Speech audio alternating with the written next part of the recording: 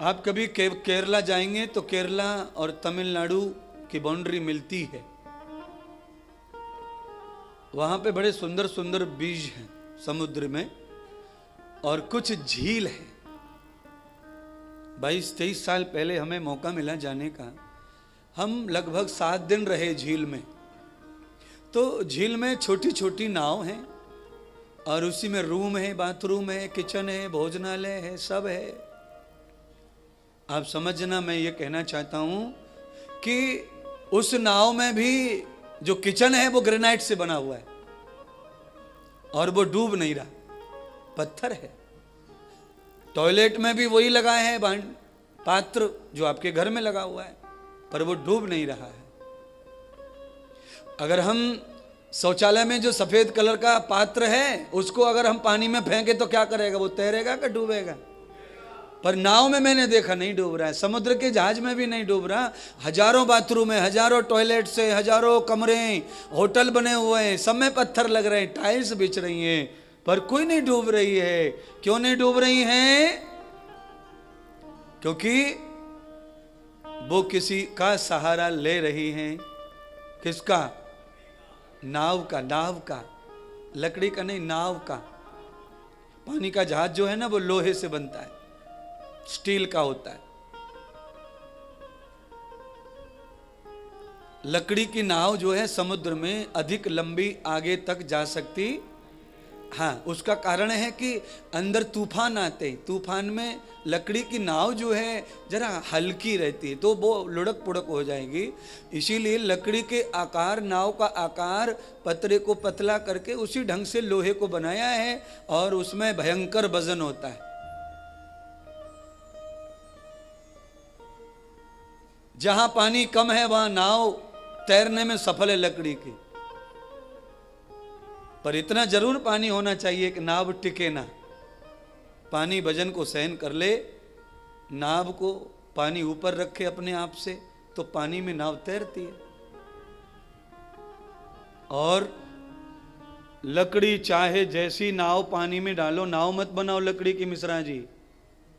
पेड़ पे भी अगर ऐसा ही पेड़ हो सूखा तो आप सीधा बैठ जाइए उसके ऊपर, भव पार हो जाएंगे।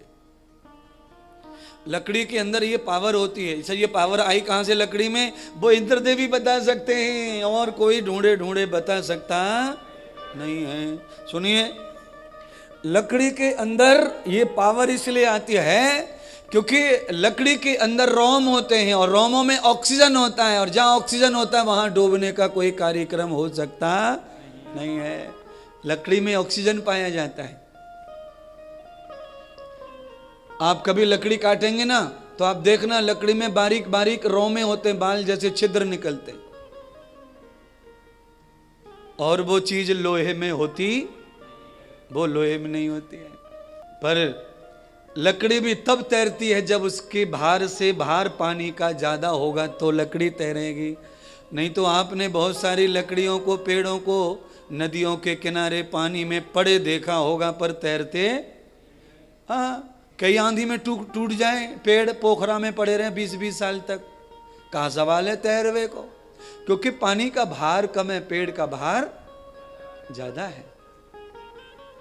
इसलिए बंधुओं, भव सागर में तैरना है तो आपको भव सागर से ज्यादा भार अपने पुण्य का तैयार करना पड़ेगा, तब ही आप तैर पाएंगे। अगर आपका पुण्य का भार भव सागर से कम रहा तो आप तैर सकते हैं, या तो डूब जाएंगे या तो टिक जाएंगे, यात्रा समाप्त हो जाएगी। अब कैसे भार बढ़ेगा पुण्य का? ये भार बढ़ाने के लिए यही पुण्य का काम है। ये जब भी मौका मिले कथा में जाओ, सत्संग में जाओ, थोड़ा भजन करो, ध्यान करो और अपने जीवन में थोड़ा सा दान करो, सेवा करो, इससे पुण्य बढ़ता है। और जब पुण्य हमारे पास इकट्ठे होते हैं तो हम नौकरी में, व्यापार में, पढ़ाई में, सब जगह सफल होते हैं। और जब हमारे पास मेहनत है, परिश्रम है, अध्ययन है, पर पुण्य नहीं है तो हम फेल होते हैं। हर कंपटीशन में पीछे ही, रात भर पढ़ रहे हैं, दिन भर पढ़ रहे हैं, घर नहीं छोड़ रहे हैं पढ़ाई के चक्कर में, पर हम आगे नहीं जा पा रहे हैं क्योंकि पुण्य की कमी है। लकड़ी चाहे चंदन की क्यों ना हो, पर पानी का भार कम है तो डूबेगी डूबेगी डूबेगी। चाहे लकड़ी बबूल की हो, पर पानी का भार ज्यादा है तो तैरेगी तैरेगी और तैरेगी। बात यह है कि प्रजाति कोई भी हो मनुष्य की, अगर पुण्य है तो वो तैरेगा ही, चाहे वो किसी भी कौम जाति में पैदा हुआ है, पुण्य के कारण वो तैरेगा। जैसे जैसे गाड़गे महाराज, जैसे रविदास, जैसे महर्षि वाल्मीकि, जैसे गोरा कुम्हार, ये पुण्यवान व्यक्ति हैं जिन्होंने खुद ही भवसागर में तैर के दिखाया, और दुनिया के लोग बड़े बड़े आचार्य ब्राह्मण तैरे पर डूब गए और ये लोग तर गए और स्पेशल भी हो गए। आप भी ऐसा कर सकते हैं। इसीलिए भव सागर से पार होने के लिए जाति का महत्व कुछ नहीं है, केवल कर्म का महत्व है। तो हम आप सब कर्म की योनि में आए हैं, तो अब हमको बकरी वाले कर्म करने का योजना बनाएं और कुत्ते वाले कर्मों का त्याग करें।